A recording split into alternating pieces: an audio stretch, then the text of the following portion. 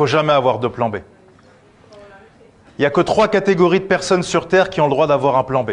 Alors peut-être que vous en faites partie. La première partie, c'est les perdants. Les perdants ont tous un plan B. La deuxième catégorie, c'est les lâches. Les lâches ont tous un plan B. Et la dernière catégorie, la meilleure, celle que je préfère, c'est les faibles d'esprit. Les faibles d'esprit ont tous un plan B. Pourquoi il ne faut pas avoir de plan B? Alors il y a un livre que vous avez sûrement tous lu, puisque c'est un des 10 classiques de l'humanité, qui s'appelle L'Art de la guerre de Sun Tzu. Vous connaissez Sun Tzu? Dans son livre, Sun Tzu explique que quand on prend d'assaut un village et qu'on encercle les villageois, on doit toujours laisser une petite issue pour qu'ils puissent s'échapper.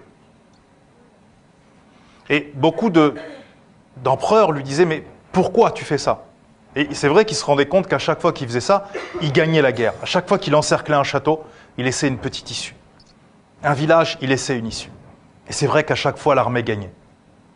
Et un jour, l'empereur était exténué et lui dit « Écoute, explique-moi quelle est cette technique extraordinaire. » Et Sun Tzu lui dit « Quand on encercle un village et qu'on va massacrer hommes, femmes et enfants, et que les gens voient qu'ils n'ont plus aucune issue, comme l'homme et la femme savent qu'ils vont mourir de toute façon, ils vont ramasser ce qu'ils peuvent et ils vont se battre avec ce qu'on appelle l'énergie du désespoir. Et à ce moment-là, une simple femme ou un seul homme peut combattre 10 samouraïs et lui tout seul. Parce qu'il a l'énergie du désespoir. Et il veut en tuer le plus possible ou essayer au maximum de sauver son enfant, sa femme et ses voisins. Mais si tu laisses une issue, certains s'échappent, certains hésitent et tu crées de la confusion. Donc si tu veux gagner la guerre, tu dois toujours laisser une issue aux gens. Le cerveau, c'est la même chose que la guerre.